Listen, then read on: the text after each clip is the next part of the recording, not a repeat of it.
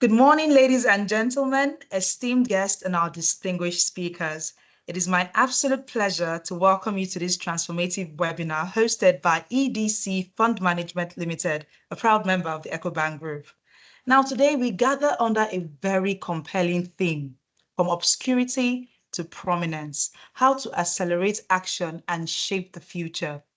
According to the World Economic Forum, at the current pace of progress, it will take 131 years to close the gap, the global gender gap.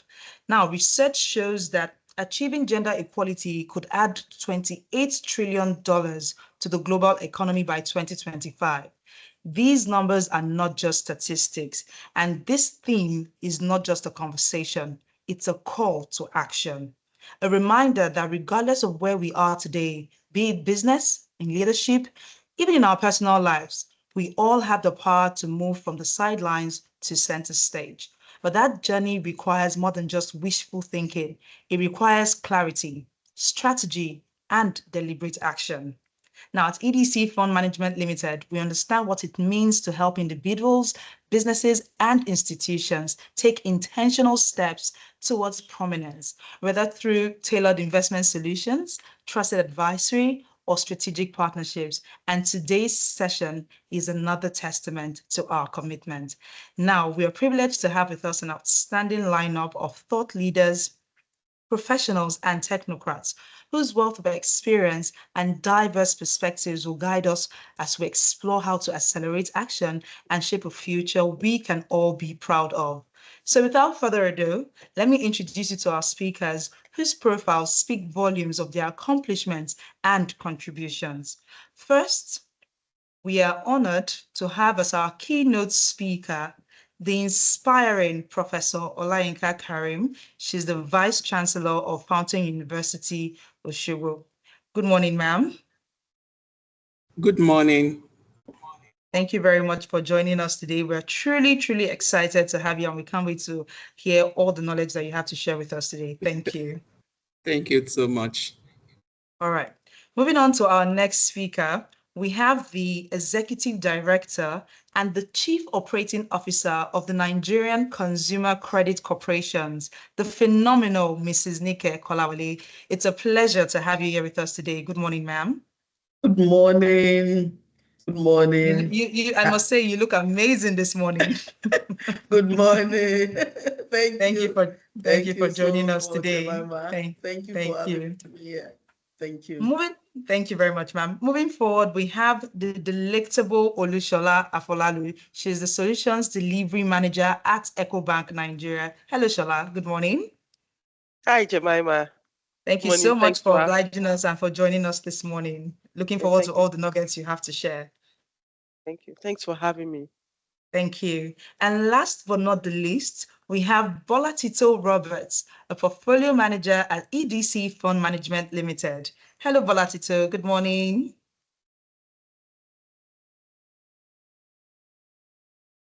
Hello, Bola Tito. Good morning.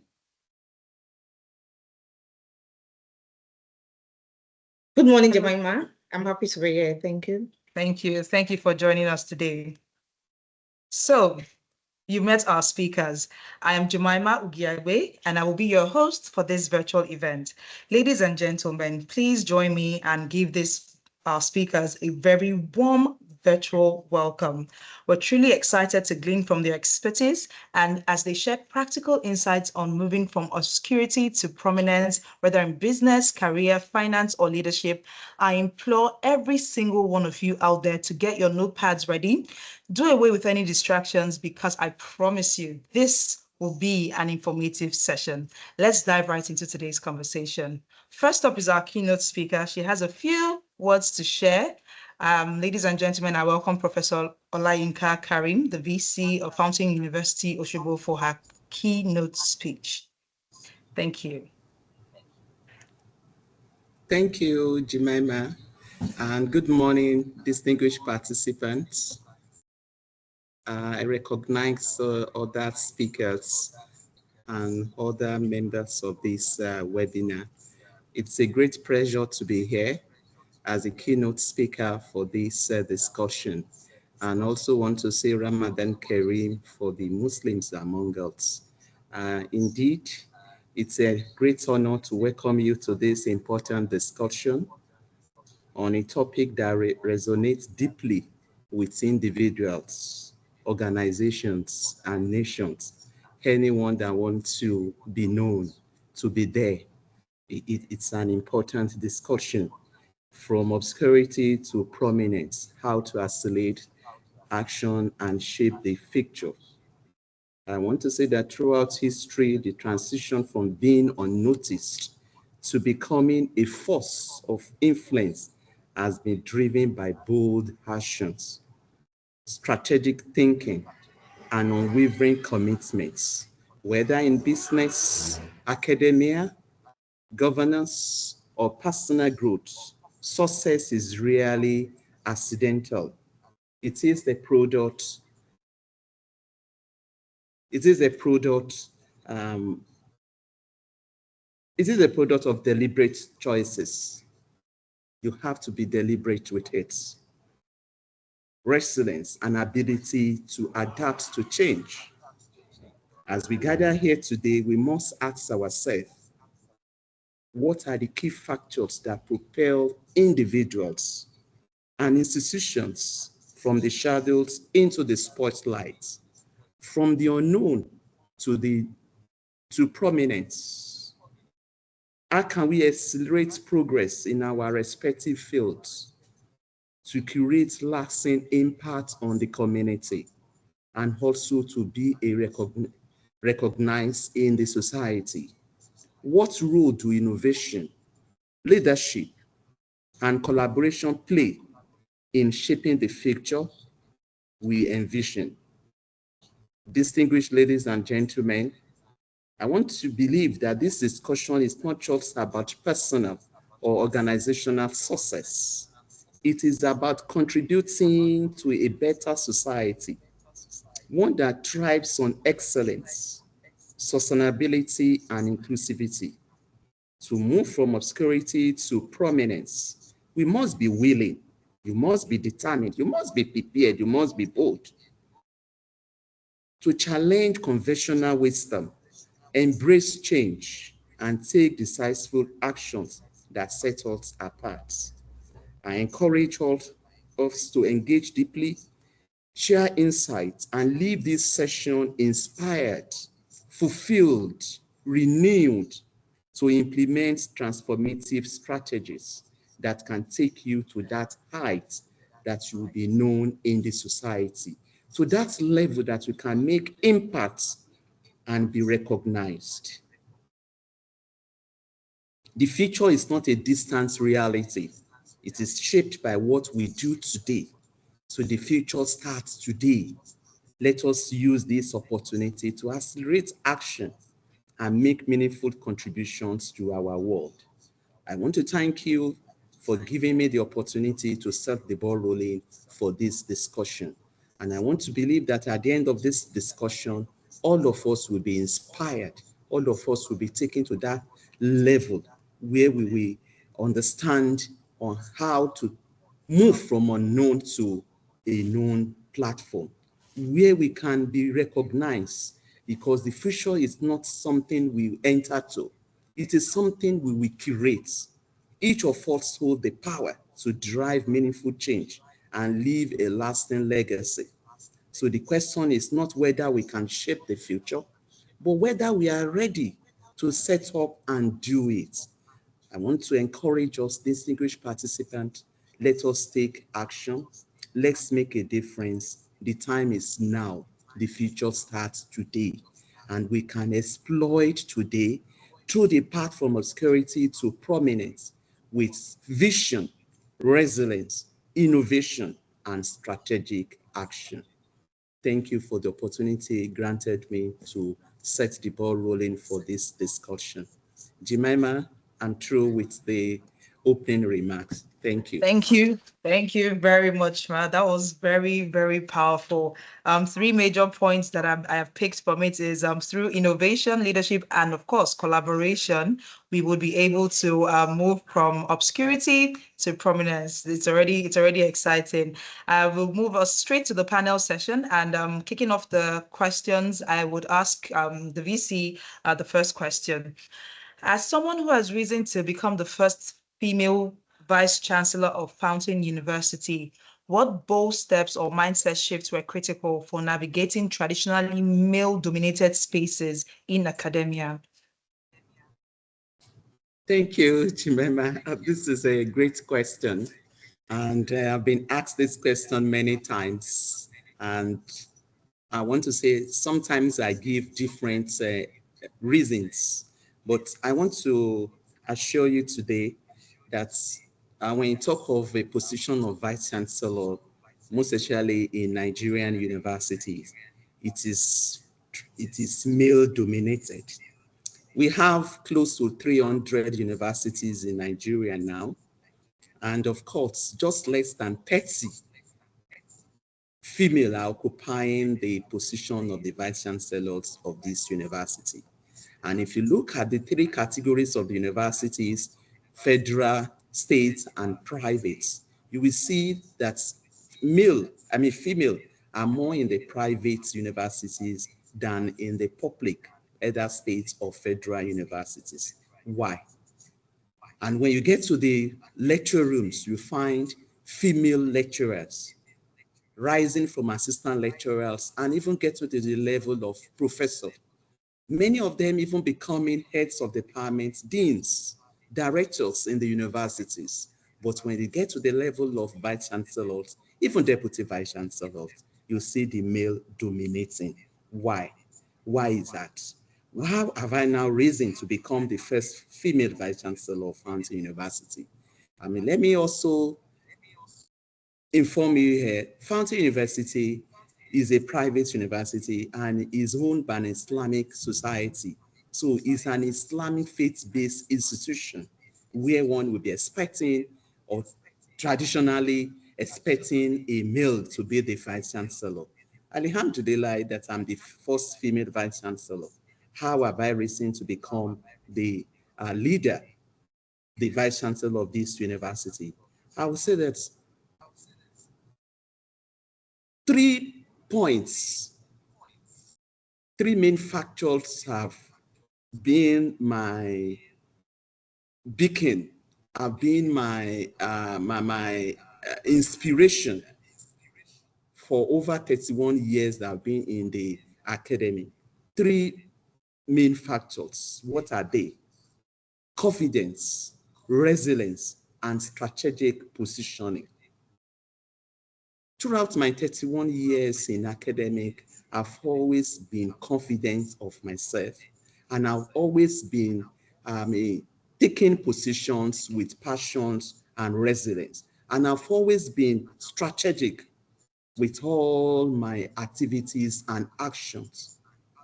And the bottom line is I'm always also being determined. I recall vividly when Professor Alele Williams was appointed in 1985 as the first female vice chancellor of University of Benin and first female vice chancellor in Nigeria. That's 1985. I think I was in class 5. Class 5, we're about to write to WAEC, and I heard the news, and I was really inspired. I was really motivated, and I absorbed the appointments, and I prayed over it that one day I will also be appointed as a vice chancellor in a university. Even though I didn't pray then that I would be the first, but just aspire to become a vice chancellor in a Nigerian university. So with this, I want to say that the bold steps have been my inspiration, building credibility through excellence in research, because these are qualities that you need to become a vice chancellor. So I've been building my credibility through excellence in research, administration, and mentorship. Publications, administrations have been there. I've served in several committees, boards at different universities level. I've served before becoming the VC. I've served in over 100 committees, serving as the chairman and members. I've never run away from any committees. Even when you are constituting committee in the university and it is time for nomination, I've nominated myself several times and people have nominated me. I was using all this to build myself for that target that I set for myself in 1985. Advocating for inclusivity, that's another factor that has also been propelling me, that proving that women in leadership bring unique strengths. I always tell people what a man can do. I, Olayinka Ramota Karim, can also do it, and in many cases, even do it better. During my secondary school and undergraduates, I was engaged in sports, and I was also using it to build myself. During our training sessions, I usually train with men because I wanted to build that strength that require me to be there as a sports lady. And that's really helped me, winning many medals, representing Nigeria and also representing my state at several national sport festivals and different competitions. So all these strengths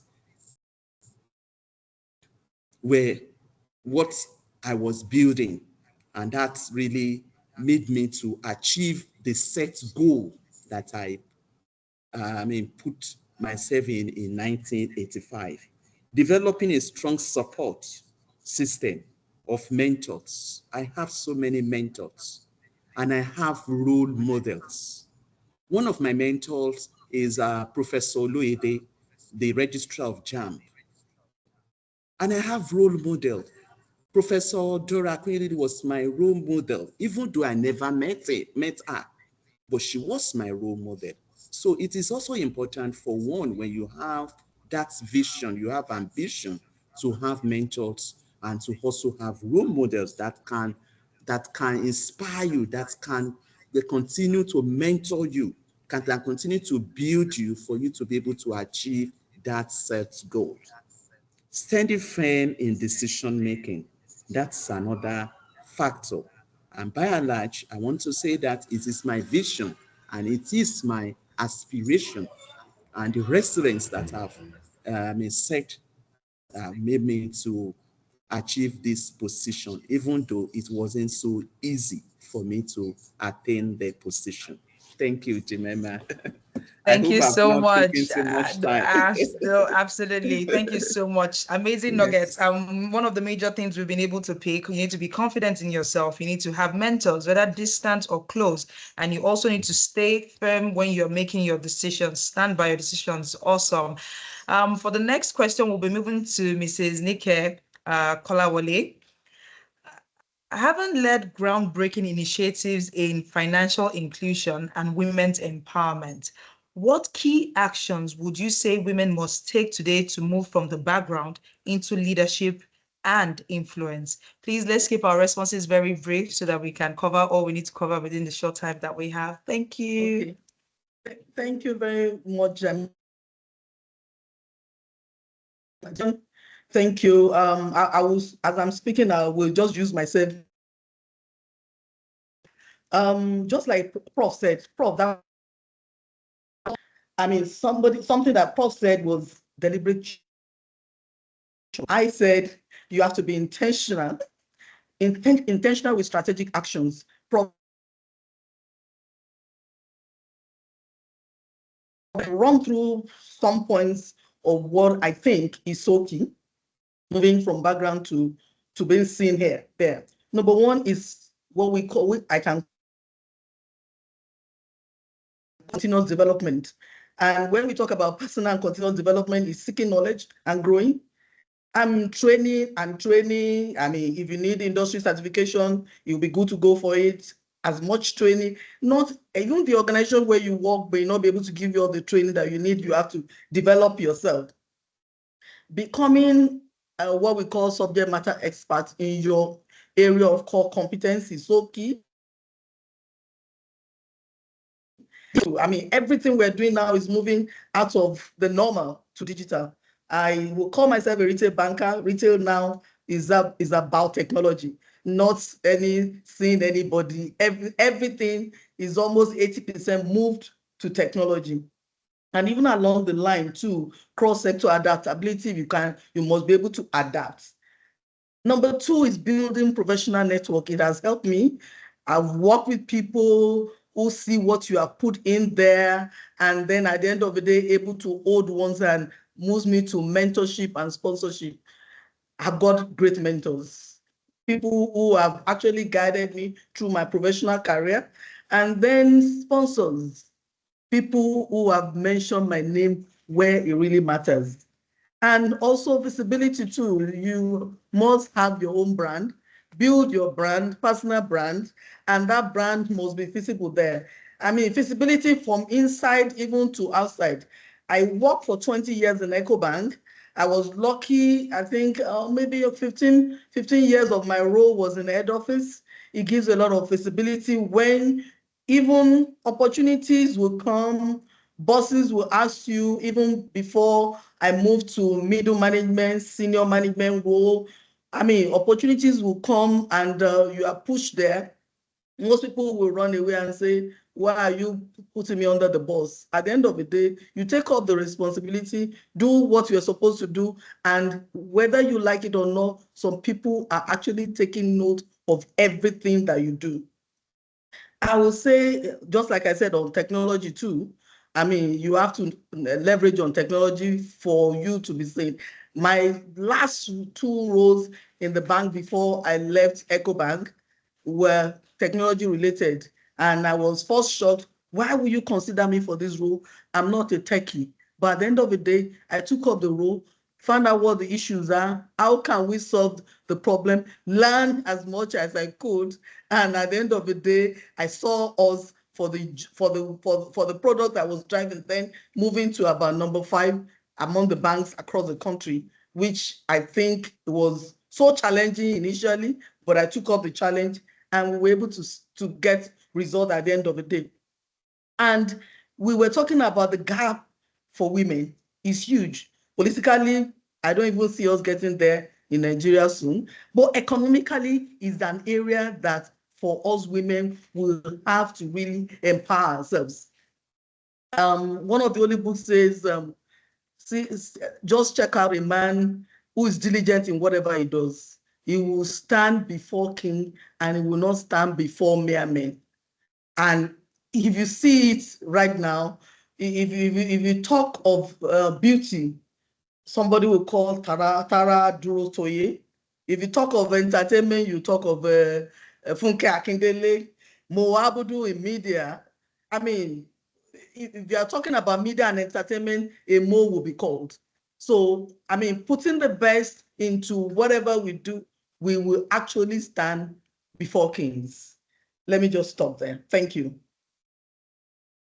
Thank you very much for that. So to summarize everything you've said, women, we need to understand that we have to develop ourselves, especially when we've identified an area that we are passionate about. We should train ourselves, even if the opportunities are not there in our workplaces, do our best to train ourselves, become extremely knowledgeable in our fields, utilize the power of digitization now, embrace visibility opportunities, and be flexible when new opportunities come. And most of all, put your best in whatever you find yourself doing. Thank you so much, Madam Ike, for that. That's very insightful. Our next speaker, Shola, you have the next question. As a woman who has successfully navigated the corporate world to a position of influence, what key steps or actions would you advise women, especially those running SMEs, to take in moving from being overlooked to becoming recognized and thriving in their fields? Okay, thanks, Jemima. So I think first and foremost, a woman must own her story. She must own her narratives, the products or the services that she's selling, and her brand. She must be confident about it. And just like Madam Nike has mentioned, there must be intentionality in driving those services and products. I always say that a woman's story is her power. It embraces her journey, the challenges that she has overcome, and the value that she brings to the business community. When the woman holds her story, she needs to be bold. She needs to set clear boundaries and charge her worth. It's about showing up, standing firm in your expertise, and creating opportunities that are waiting out there. What are the things that she can do? Clearly, she must define her company's mission and vision, ensuring that they align with her personal goals and businesses. And I think that she needs to be a brand's biggest advocate. She needs to articulate the unique value proposition in a way that resonates with our customers or our target market. She must demonstrate expertise. It's very important. Through our compelling storytelling, whether in pitches, presentation, and the social media space, so that our brand can be synonymous with authenticity, and have an impact. And she must position herself as a leader in an industry consistently by delivering quality, innovating, and staying visible in the industry conversation. Additionally, I think she needs to build a strong professional network. Professor Olayinka mentioned that, and Madam Nike also has also mentioned that, and which means that she must attend industrial events, join business organizations, and stay updated on the latest trends and technology in order to be able to offer competitive products and services. Coincidentally, EcoBank offers that platform to attain these qualities through our Elevate proposition, which offers support for women-led businesses. Elevate facilitates networking, mentorship, capacity building, financing, and also open new markets across Africa. Thanks, Jemima. Thank you very much, Shola. I'm sure as the questions are dropping, some people will want to hear more about this Elevate platform that you have mentioned. Thank you so much for that response. A woman needs to own a story, know your narrative, own your story, and position yourself. You need to demonstrate expertise as a woman. You need to ensure that your positioning is very key. And you also need to build a very strong network in such a way that you are standing with industry experts and being able to express what you stand for as a woman. Very, very insightful nuggets you've shared with us. It's really inspiring. I hope our audience, they are taking notes because there's so much wisdom coming from this panel. I'm moving on to our fourth speaker, Bola Tito. From your experience in managing investments and portfolios, how would you say women can leverage financial investments as a bold step to shape their future and move from obscurity to prominence? Yeah, thank you, Jemima. And I'll let you know that I'm a football fan. And no matter how prolific you are as a striker, in a team of 10 players, I'm one goalkeeper. Being a Messi or Ronaldo will make your efforts look like nothing if your opponent scores your goalkeeper effortlessly. And the role of a goalkeeper is to mount the goalpost for the ball not to pass through or get to the net, which literally means that your goalkeeper is a servant. And I'm glad to tell you that I'm a goalkeeper of this event, as I will be taking us through the investment strategies. And for me, for a long time, women have been viewed as frail and have been underrepresented. And I'm going to repeat this, we've been underrepresented, especially in the investment cycles, often due to society expectations and financial constraints. And for us to close this gap, we need to take proactive steps towards financial independence, as there is still a gap of 70% of women yet to be reached. And I'm going to give us 4 highlights for women to adopt in shaping their futures. And the first one is education and financial literacy. The path to investment success begin with education. You can't do without education. And I think I'm glad that we have the professor on the stage today. And many women still do not have a bank account. Maybe we're thinking maybe within the rural area. No, in the city, we still have some women that do not have a bank account, let alone a personal investment plan or savings. And also, society has often conditioned women to believe they must rely solely on their spouse for financial support. And I would let you know that at EDC, we are committed to empowering women with the knowledge they need to invest wisely understanding the basis of investing right from bank account stage to stocks to fixed income instruments and the likes. Gone as those days when women depend on one source of income, we need to have more sources of income. And secondly, that I'll be talking around the understanding their risk profile. And as an individual, and particularly as women, we each have different risk appetites. Whether you are risk averse or risk takers, or maybe I'll say that you like taking higher risk. This is important to make better investment choices. We all know that risk is an inherent part of life. You can't do without it. And to hedge against risks, we need to tend to diversify the portfolio into different asset classes. And that's what we do at EDC. And the third one is going to be setting smart goals. We all have goals as women, but I will let you know that every woman should have dreams, but simply having a vision isn't enough. But you have to set realistic goal. And I'm going to say it again, a realistic goal. A time-bound financial goals is very crucial because this helps you to stay focused.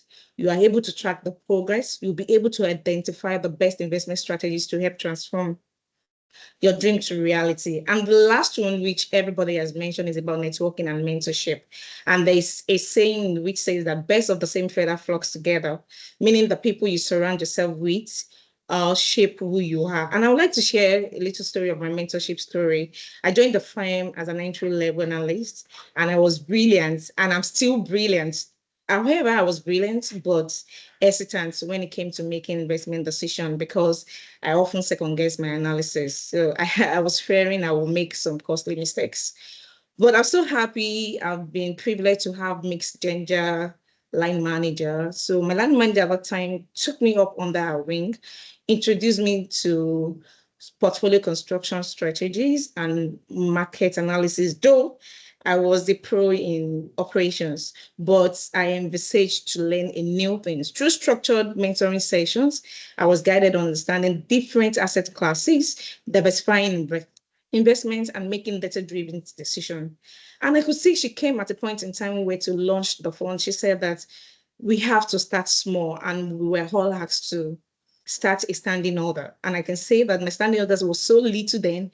And today I can tell you I'm acquiring wealth, I'm accumulating wealth. So she encouraged me to start small and invest in low risk mutual funds to build my confidence. And this experience, I can tell you, reinforced my belief that the right mentorship combined with knowledge and hands-on experience can unlock incredible potential in women pursuing financial independence. Thank you. Thank you very much, Tito. Thank you so much for that. One amazing thing I have noticed from this webinar is the fact that all our four speakers and panelists are from different walks of lives and different fields, but there's something that there's an alignment in terms of how the feedback is coming, and that shows that women, the action has already started, and women are taking deliberate steps in their different fields, in their different walks of lives to accelerate action. We'll be moving straight to the Q&A session now. We have some questions that have been dropped from the producers in the chat box, so I will be taking them. I'll just direct the questions to who the people asking have said they'll prefer answers the questions. So we'll be moving to that now. Thank you very much, everyone. We're doing great so far. Audience, I hope you are taking notes because this is truly insightful. Our first question has been directed to Shola. So they're asking the Elevate platform that you spoke about earlier. Can you share more deliberate steps on how women can be onboarded on that platform? Yeah. Okay. That's for Shola. Yes. So it's relatively simple. I mean, first and foremost, you must have an account in EcoBank. And once you have an account in EcoBank, there are ways that we identify that you qualify to be an Elevate member. And the things that we'll look at, the criteria that we'll look out for, it's the products that you produce. If the products are meant for women, we'll categorize you as an Elevate member. Also, if your membership, in terms of ownership, if it's owned by a woman up to 50%, we consider it as an Elevate member. In leadership position, once we have 20% of women 20% or more women on the board or in management roles, you meet that criteria to be considered as an Elevate member, and you have a workforce of 30% of women, we also consider it as Elevate member. And the reason why we do this is just to encourage inclusion. I mean, we're looking at a broad spectrum of board members, workforce, and also typically for the women out there, the unregistered businesses that are women entrepreneur, the female salary workers are all considered as Elevate members. So for you to be on board, what I would just uh, request is that you can reach out to your branch, your relationship manager, or send a mail directly to an email that we'll share and request for more information. There are a lot of opportunities and values that you receive as being an Elevate member. One is access to markets. Considering our presence, that we have a Pan-African presence, we're able to open markets for the women. We have capacity building and skills acquisition. There's the loyalty program that we run. There's a mentorship and a networking that we provide.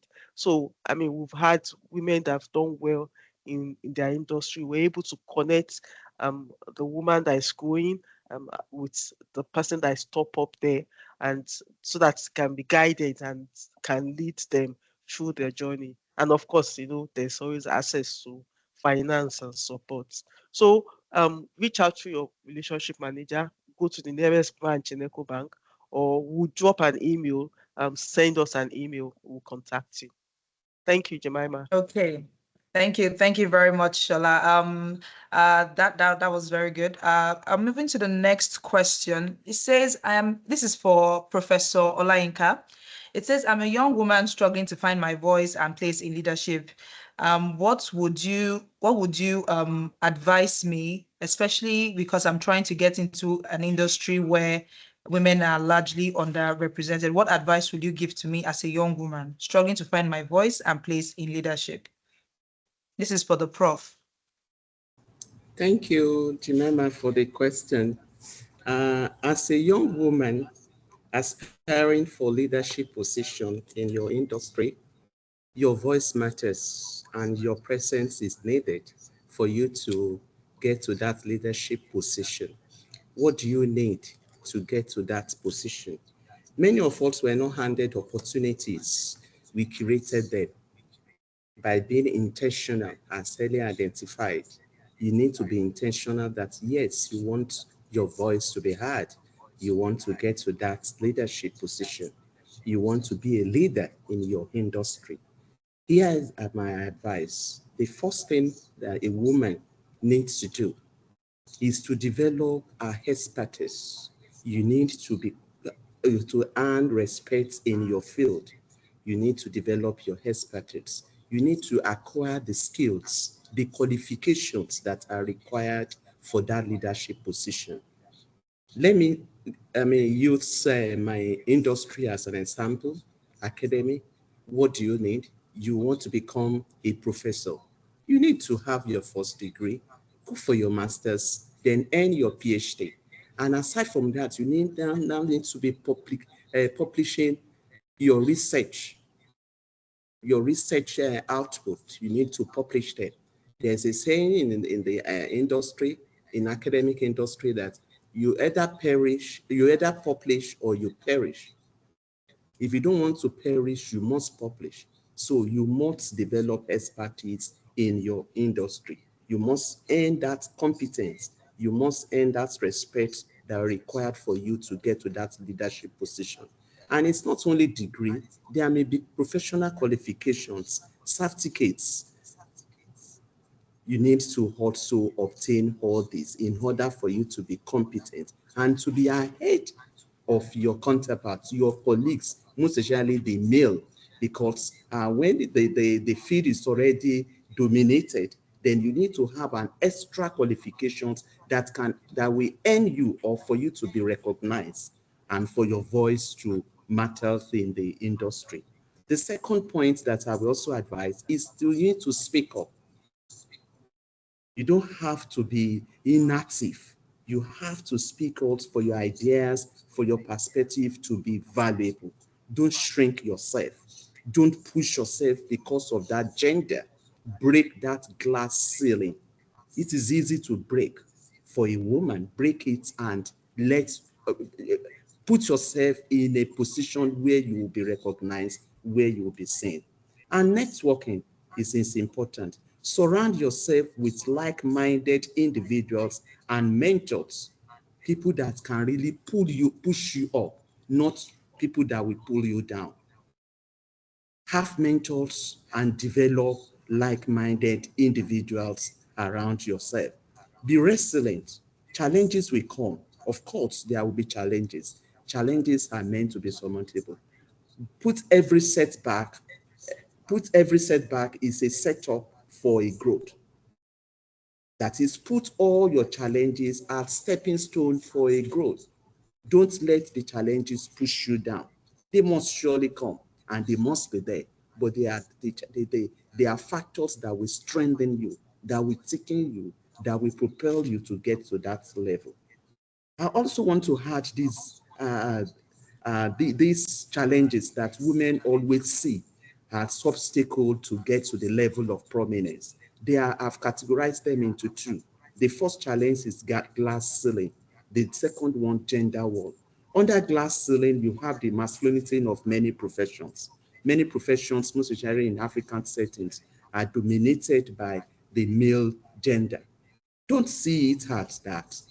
See it as a profession that you can also prosper in. But if you absorb that belief that, oh, this profession is meant for the men, you won't be able to rise in that profession. Low aspiration is another glass ceiling factor that a woman needs to break, and it is very easy.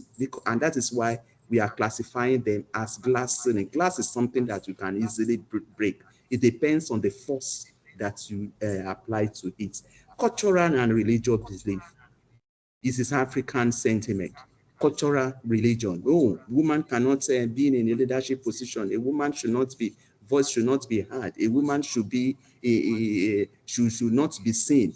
No, that is cultural and religious belief that you need to break. Social, political, and discrimination. These are all glass ceiling that a woman needs to break for her to be able to get to that leadership position. And the second challenge is the gender war. I'm a woman. I'm a woman. I'm a woman. Yes, you are a woman, but if you remove that WO, you will become a man. And you don't even need to become a man to get to that leadership position. You need to be yourself. So marital factor as a woman is another factor. It's another challenge. Marriage, family, domestic and extended family. There are other challenges that usually pull down a woman, but a woman can break that cord. I'm not saying that you have to get out of your marriage. No, you can be successful in your career and also be a responsible woman at home. Sexual harassment is another factor. Many believe that you need to give yourself out for you to attain that leadership position as a woman. No, you don't have to. And women held back. In fact, we see our women also holding ourselves back.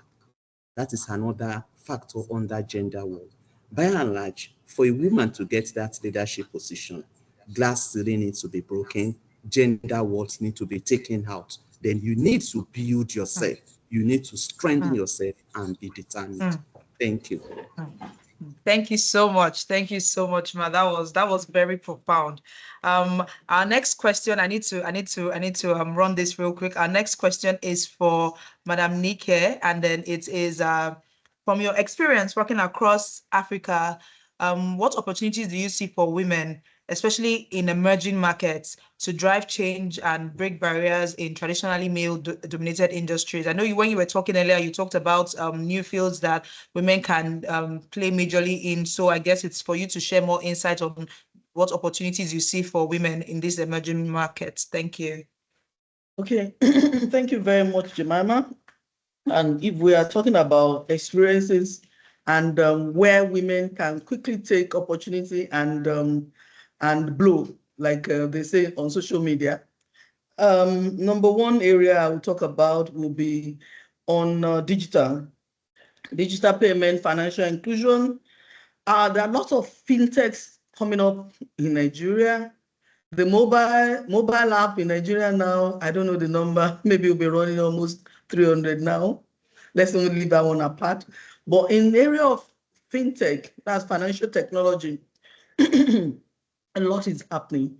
Payment is huge. I mean, if we don't even understand what payment is all about, we all know what happened in 2023 when there was problem with the cash crunch and everybody had to wake up.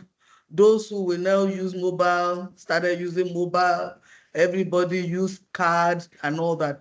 I mean, digital payments is very huge. So fintech is an area that women should actually really cash in on right now.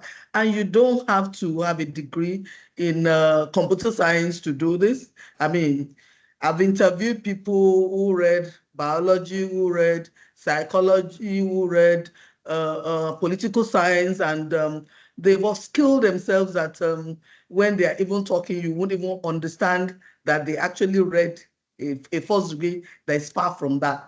I mean, we talked about why people will have to keep equipping yourself. So there's a gap here, fintech. And another area I would say is SME.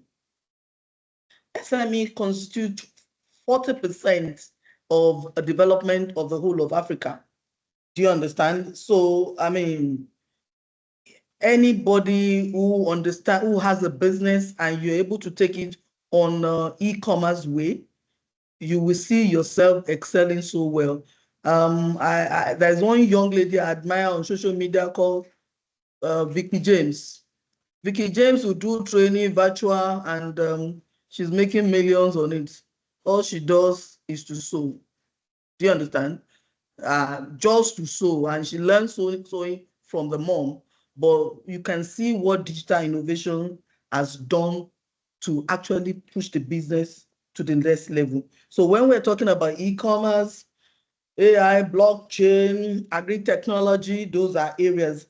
As I was discussing with one of my colleagues before the meeting started, we're talking about renewable energy. Energy is huge. Even in Nigeria here, we have not been able to meet, I don't know, we're far.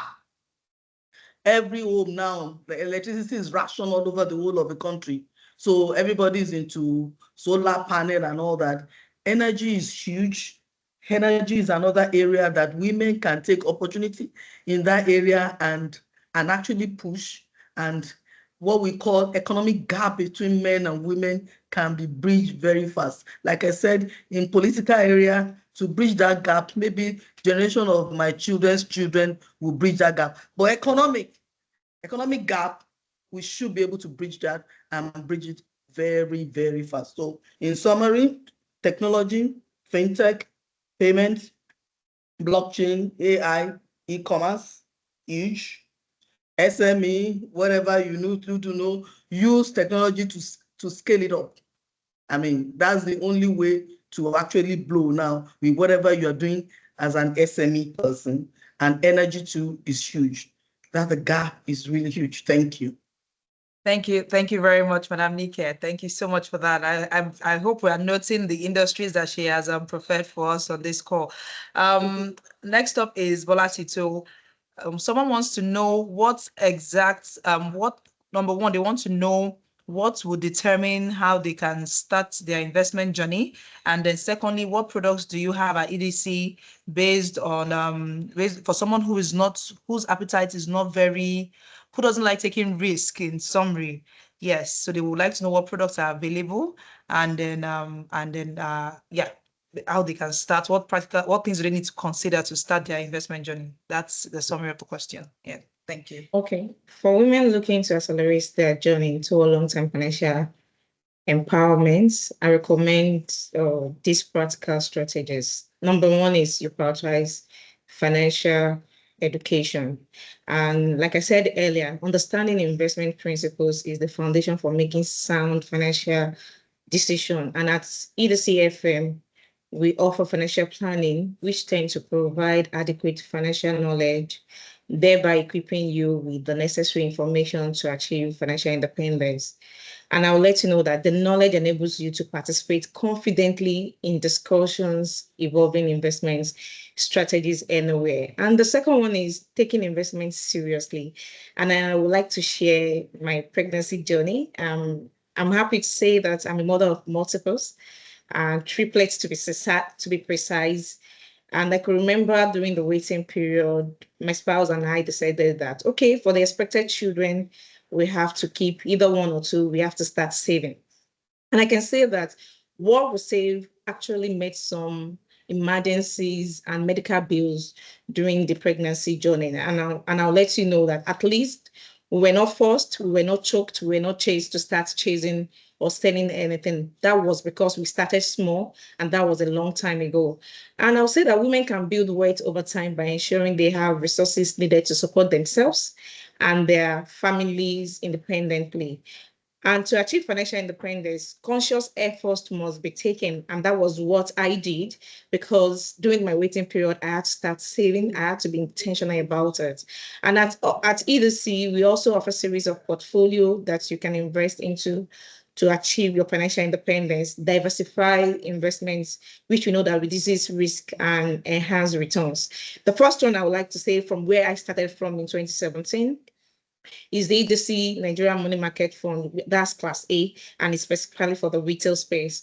The fund is ideal for investors with low risk appetite, looking to maximize their current level of interest income from short duration securities.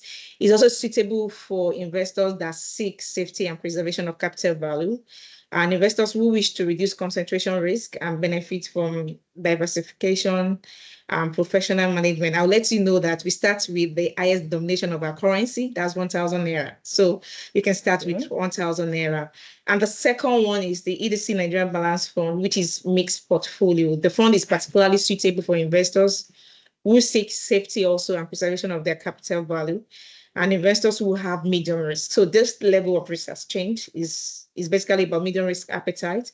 You are willing to optimize investment returns, and you have a medium to long-term investment horizon, and you're looking for a fund in the medium risk spectrum. And the entry amount is for this product is 50,000 naira, and I know you can do it.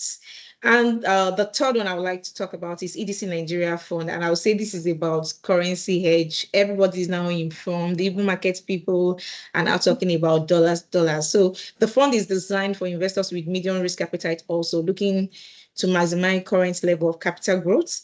And I would say that this fund is particularly suitable for investors who have a basis for dollar-denominated securities, and those who seek safety and preservation of capital value also. The minimum entry level for this product is $100. So that's the highest currency for the NYC. And I'll say with this, it implies that to achieve financial independence, the level of risk that must be taken in our product is reduced to a larger extent, and also depending on your risk profile, which range from being a risk taker or a risk adverse to achieve the financial independence is not far-fetched. And lastly, I'll say that engage with financial experts and network. And I see that three other speakers also spoke around this, seeking guidance from financial planners, investment clubs, women-focused wealth communities, which provides tailored strategies for growth.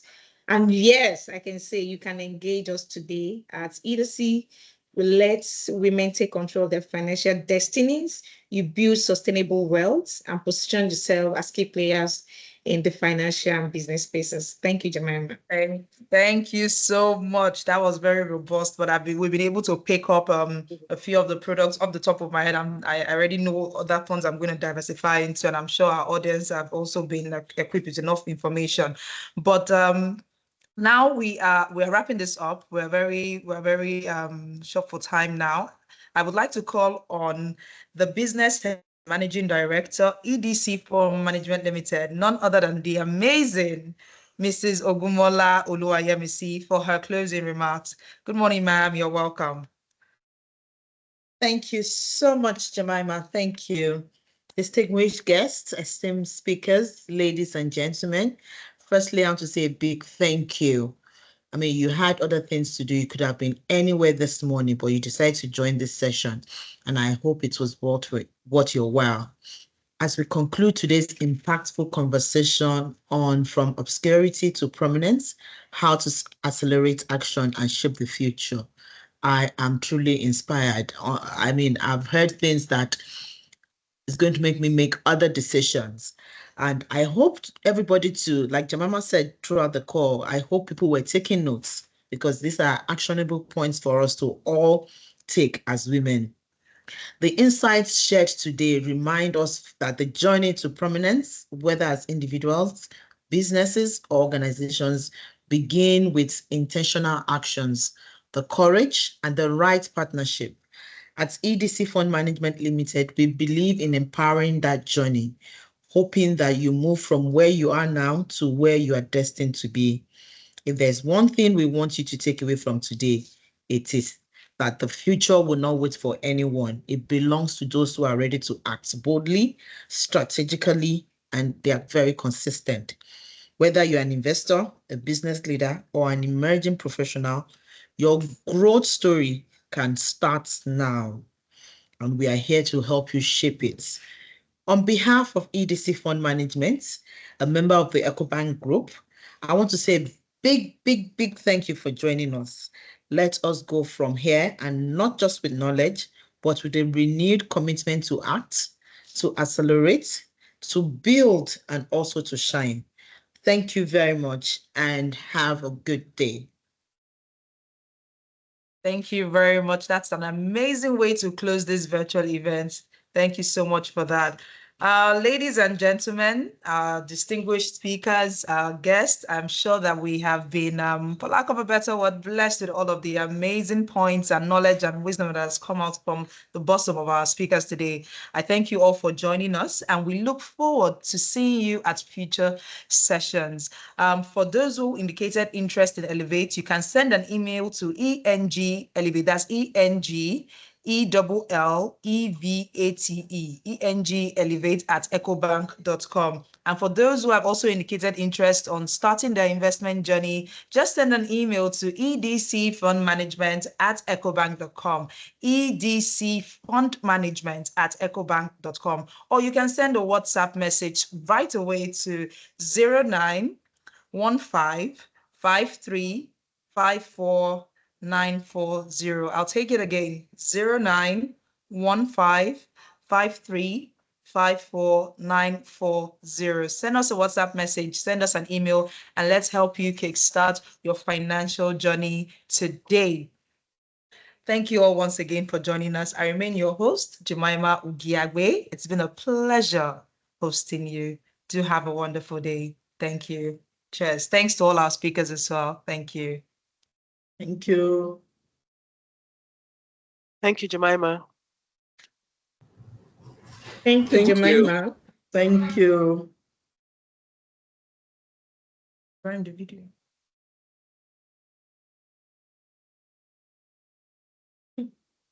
Done.